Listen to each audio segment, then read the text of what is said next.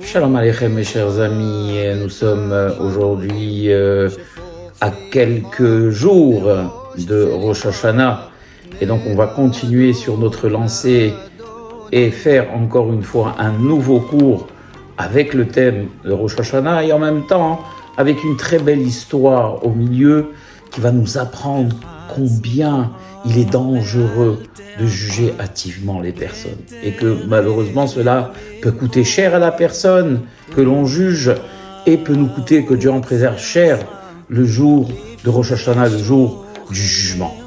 Mais avant tout, il faut comprendre un petit peu, comme l'explique ici l'Admour HaZaken, Rabbi Shneur Zalman Liadi, il va nous expliquer l'essence même de Rosh Hashanah au niveau des Orot, c'est-à-dire au niveau, en termes simples, de l'énergie, des lumières qui sont déversées min shamayim du ciel et qui vont nourrir la terre. Car vous le savez, on le dit dans la prière, Mehadesh betuvo bechol yom tamid ma'aseh bereshit.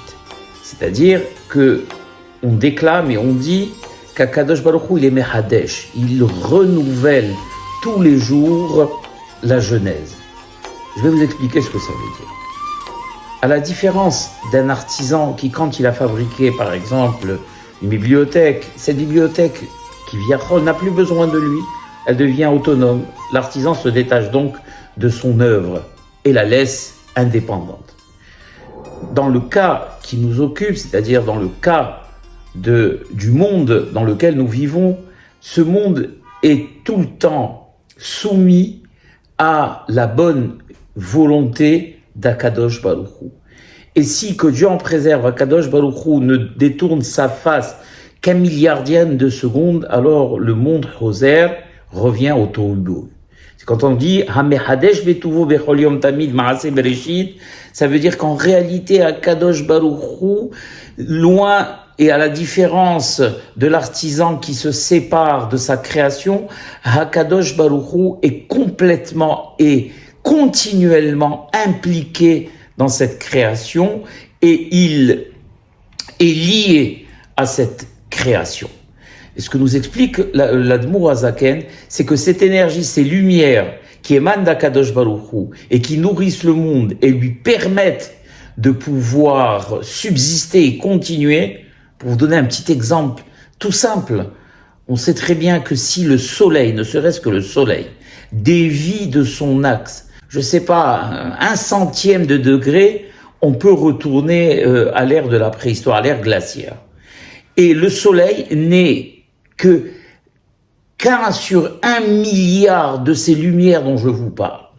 Donc ça veut dire en définitive que on a tout le temps besoin de se tourner vers Akadosh Baruch Hu, de le prier pour qu'il continue à porter son attention et à déverser son énergie sur notre monde. Alors nous explique ici l'Admour HaZaken que la veille de Rosh Hashanah, c'est-à-dire en l'occurrence cette année vendredi soir, à partir de vendredi soir, eh bien cette énergie qu'on a connue, ces lumières qui sont déversées tout le long de l'année passée cessent. Et le monde reste, il explique ici, en état d'évanouissement. Dans l'attente du lendemain, donc en l'occurrence cette année, samedi, dans lequel nous allons prier, et ces prières spéciales avec le son du shofar. Cette année, ça sera Shabbat, donc il n'y aura pas de shofar, mais dimanche, il y aura le shofar. Eh bien, même sans le shofar, justement, c'est quelque chose d'extraordinaire, cette relation qu'il y a entre Akadosh Baruch Hu et le Ham Israël, dans lequel les Hachamim ont interdit qu'on sonne le shofar à Rosh Hashanah, Shema yetaltel arba amot birshut arabim, pour ne pas qu'une personne sortent avec dans le domaine public et enfreignent la loi de la Hotza de Shabbat. Alors on se prive d'une arme qui viachol entre guillemets, qui peut attendrir au plus haut point Hakadosh Baruch Hu avec tous les secrets qu'il y a derrière ces sons pour faire la volonté d'Hakadosh Baruch Hu. En retour, Hakadosh Baruch Hu nous dit et nous fait comprendre que le shofar en lui-même, le son en lui-même, n'est pas une trompette magique. Et que le plus important en réalité, c'est de faire sa volonté. Alors même si on ne sonne pas le shofar parce que les hachamim l'ont interdit, parce qu'on fait la volonté d'Akadosh Baruch Hu en respectant le Shabbat, eh bien, si vous voulez, on est en rien lésé de cette absence. C'est quelque chose extraordinaire. C'est vraiment extraordinaire cette relation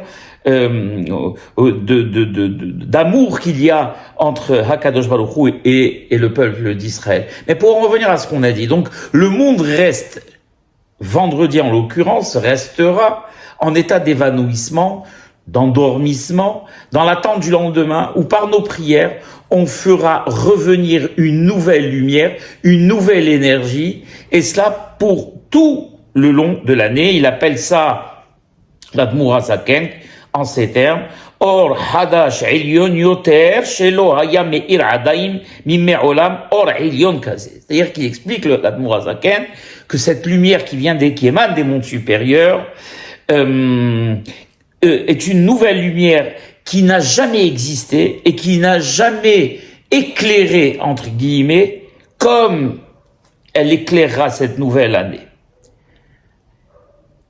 Il explique aussi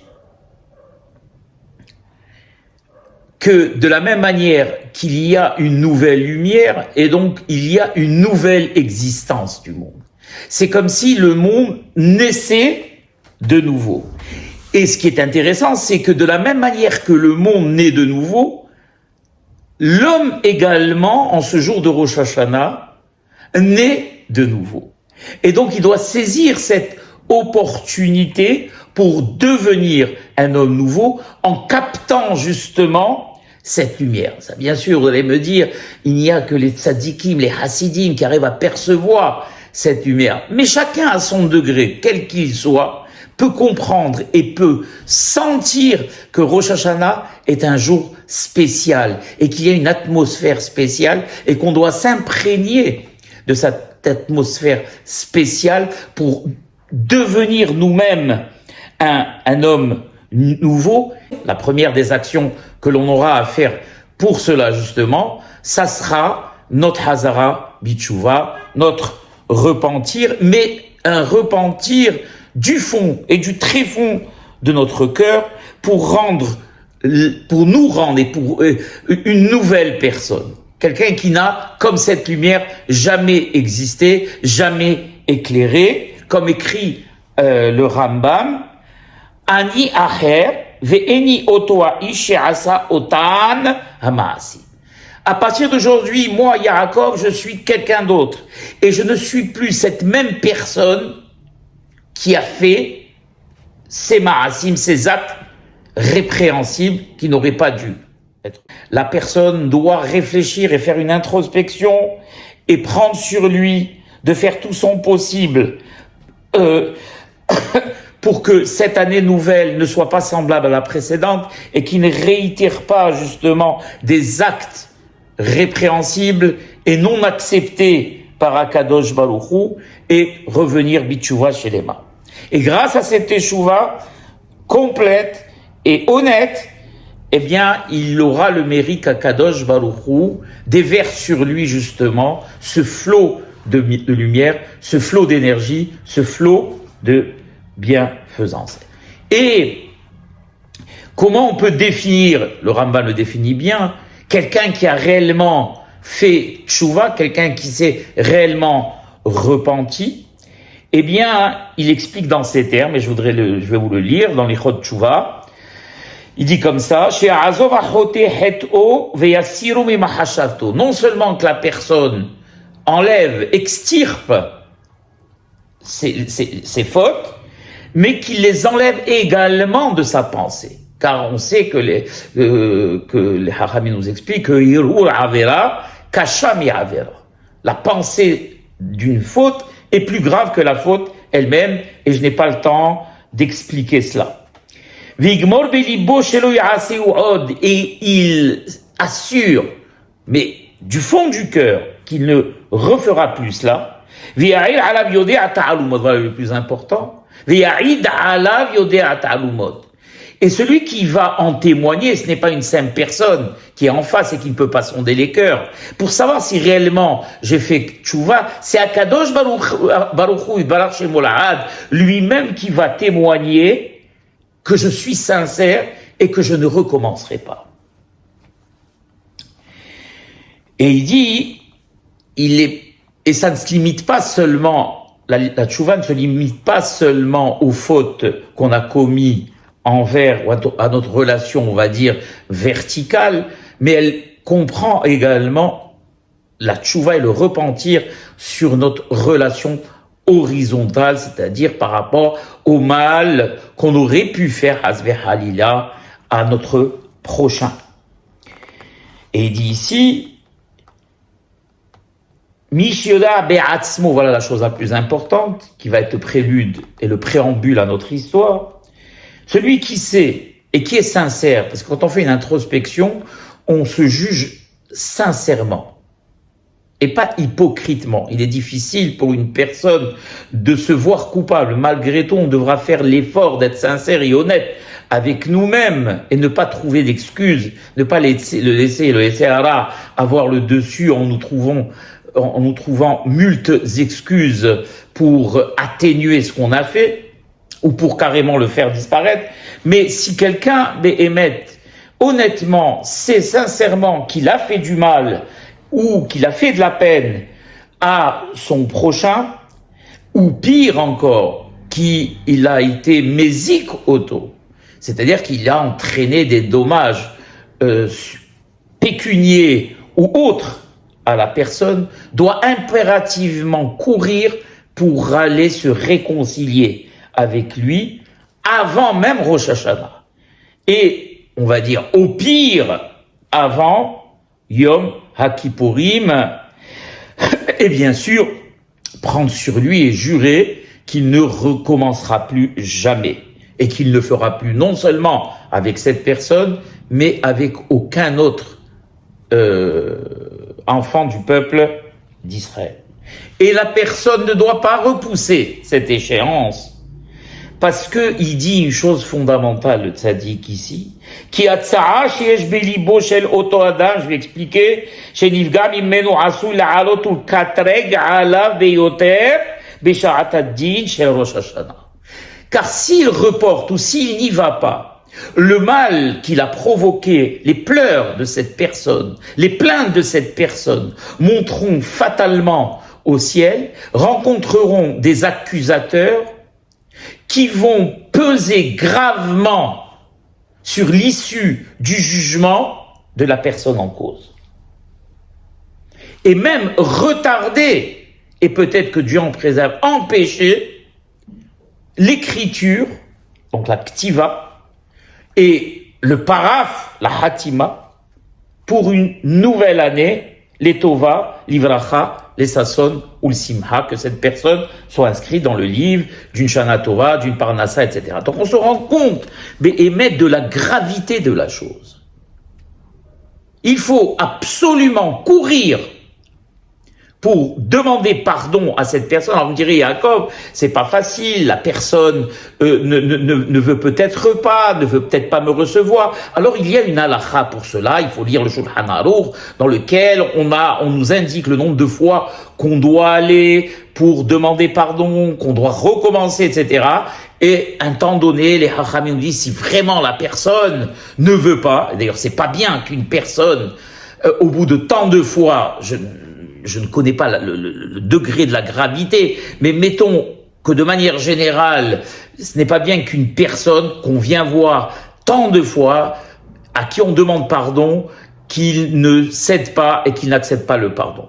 Néanmoins, s'il n'accepte pas le pardon, eh bien, on aura fait tout ce qu'on devra faire, mais selon, bien sûr, les règles du Shulchan Aruch. Pas aller une seule fois après qu'on soit fait rejeter, ne plus y aller. Non, il y a des règles et il faut les respecter.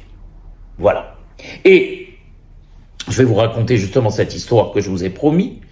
Et vous allez voir que même les Géonim, donc les gens, les savants de notre peuple, eux aussi connaissaient la gravité justement d'être metsaer, de faire de la peine ou du chagrin. Et la gravité de faire de la peine à notre prochain. On raconte sur le Gaon HaKadosh Rabbi Shmuel Strachon, Zechet Tzaddik Kadosh Livracha, Zchuto Yagen Aleinu Amen, qui a écrit beaucoup de Haggaot, de corrections, enfin de remarques et de commentaires sur le travail du Rashash, Rabbi Shlomo Sharabi Mekubal Kadosh. Donc on imagine un peu la grandeur de Rabbi Shmuel Strachon. Et en plus de sa grandeur, de son travail d'écriture, et de sa grandeur et sa connaissance de la Torah, il avait ce qu'on appelle un gmah, une association qui prêtait de l'argent aux personnes. D'accord? Il y a des personnes, c'est difficile d'obtenir de l'argent quand il n'y a pas de garantie, ceci, cela. Donc lui, il avait une grosse somme d'argent qu'il réservait aux personnes qui en avaient besoin.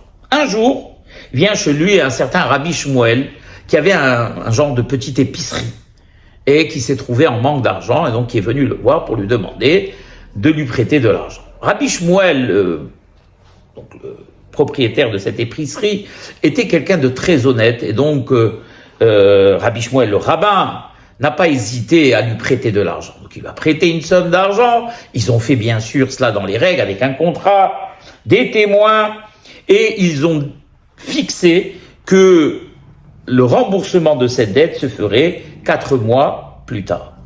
4 mois sont passés, et le patron du supermarché Shmuel, lui aussi, s'appelait de son prénom, court, il était très honnête, très fidèle, court pour aller rembourser, bien sûr, le rabbin, lui amène la somme complète, va chez le rabbin, ne le trouve pas chez lui à la maison, on lui indique qu'il est à la synagogue, qu'il doit être en train d'étudier, donc Rabbi Shmuel se précipite à la synagogue, et effectivement, le rabbin était complètement et profondément concentré sur sa page de Talmud, et le Baal Makolet, donc le commerçant, s'adresse à lui, l'argent dans la main, il dit à Rabbi Shmuel, le rabbin, voilà Rabbi, je vous ramène votre argent, et il la pose sur le livre de Talmud ouvert, et le rabbin, concentré, hoche de la tête, comme pour expliquer qu'il avait, pour lui indiquer qu'il avait saisi.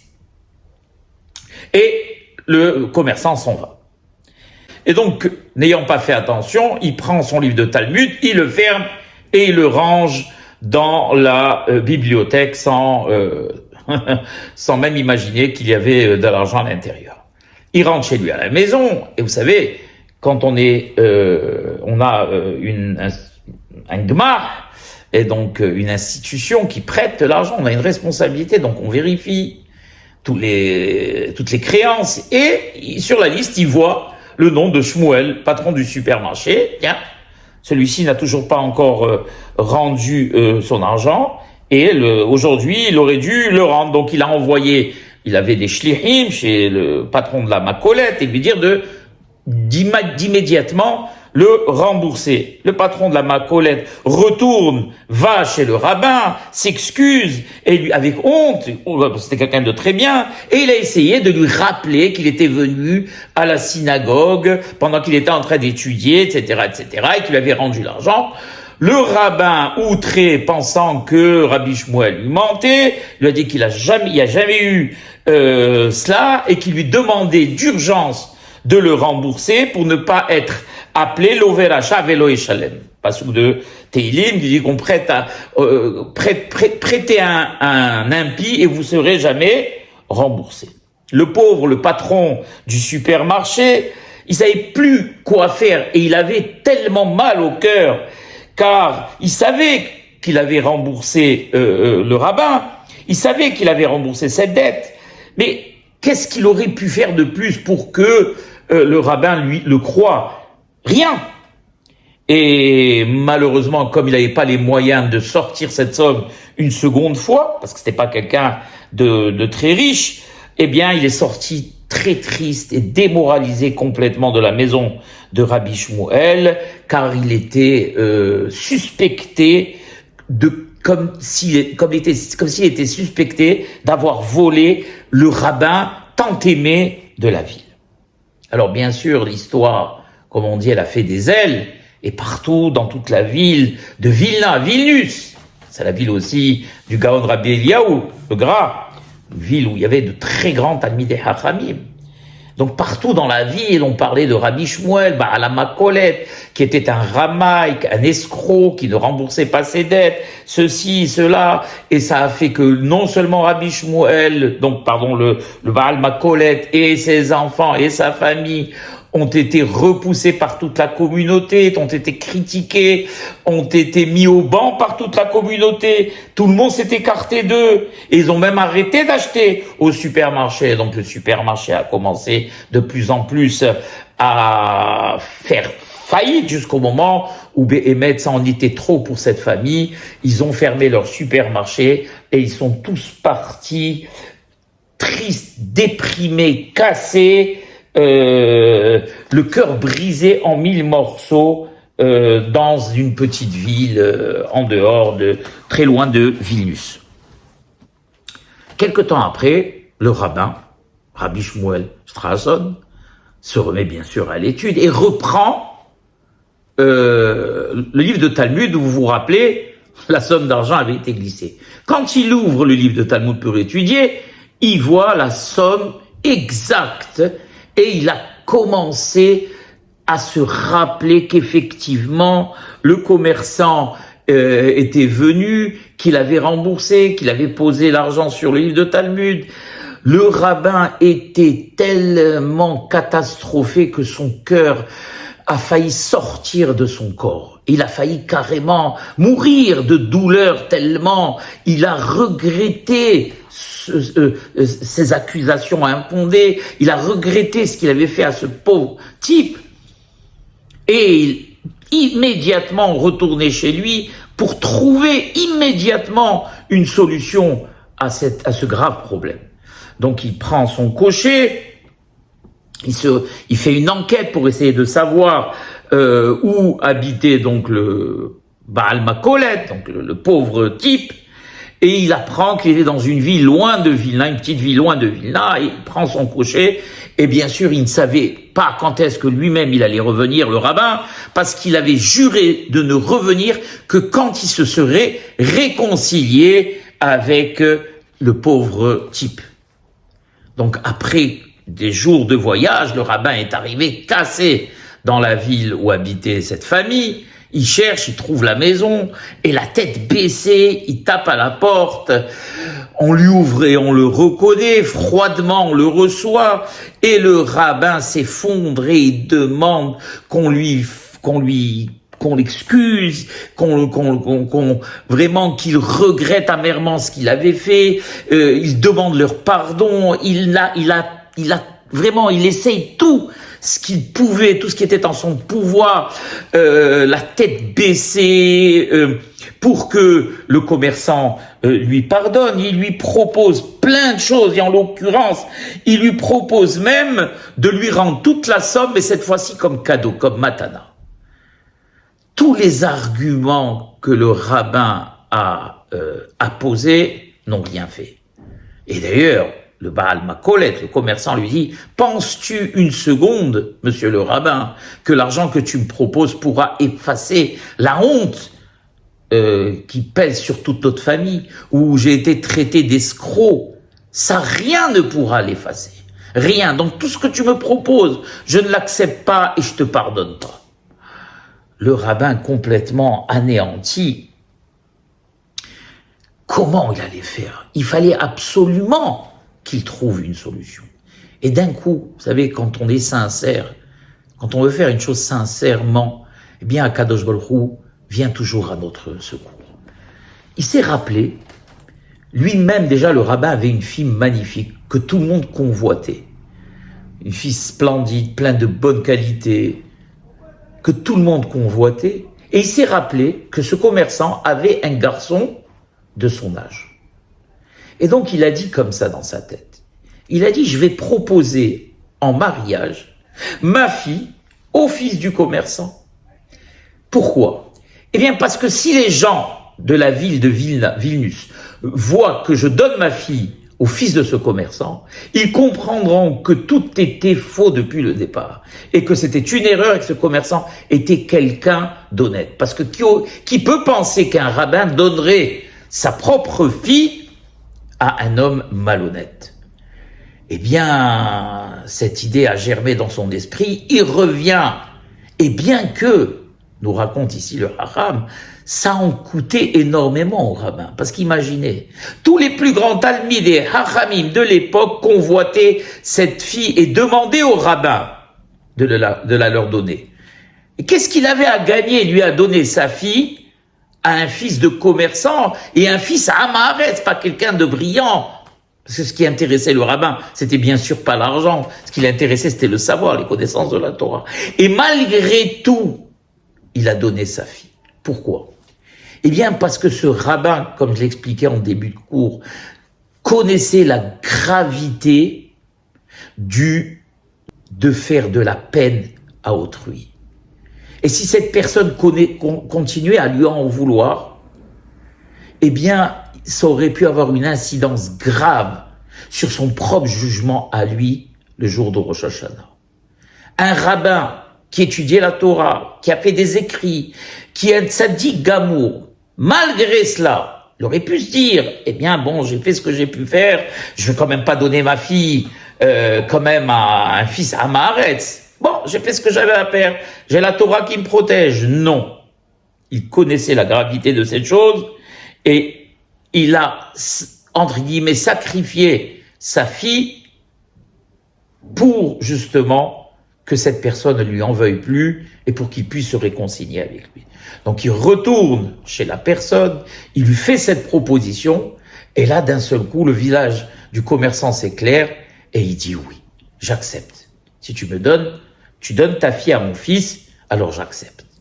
Et quelque temps après, bien sûr, eh bien, la fille a été donnée au fils du commerçant et ils se sont mariés et bien sûr c'est diffusé la nouvelle du mariage et tout a été effacé et toute cette honte justement sur cette famille a disparu. Le jour de Rosh Hashanah, il y a, vous savez, dans le ciel deux types d'anges. Il y a les anges défenseurs, les avocats, et il y a les anges accusateurs, les procureurs, ce qu'on appelle en hébreu les mekatregim. Alors il nous dit l'Admour Hazaken que les anges défenseurs, protecteurs, la veille de Rosh Hashanah, attendent qu'un juif prononce une belle parole à l'encontre de son prochain, envers son prochain. Et dès qu'il a prononcé cette parole, eh bien ils prennent cette parole et ils la mettent sur la balance de la personne de qui on a parlé. Personne soit inscrite dans le livre de la vie. Alors si elle est inscrite dans le livre de la vie, non seulement elle a gagné par cette bonne parole, mais la personne qui a prononcé cette bonne parole également sera récompensée. Et à contrario, il y a les accusateurs. Et ces accusateurs, eux, sont dans le ciel et ils attendent qu'une personne prononce une mauvaise parole, accuse du lachon hara sur quelqu'un d'autre, prenne cette mauvaise parole et la mettent eux aussi sur le plateau de la balance. Et si malheureusement ça pèse du mauvais côté et que cette personne ne soit pas inscrite dans le livre de la vie, oi vavoy pour la personne qui a prononcé cette mauvaise parole. Donc on voit Béhémet l'incidence qu'a le rapport qu'on a avec autrui. Et de la manière dont on jugera autrui, nous-mêmes serons jugés. Voilà mes chers amis. J'espère que ce cours nous aura donné à réfléchir et qu'on fera très attention avant de juger qui que ce soit et qu'on fera en sorte toujours d'avoir de bonnes paroles envers autrui.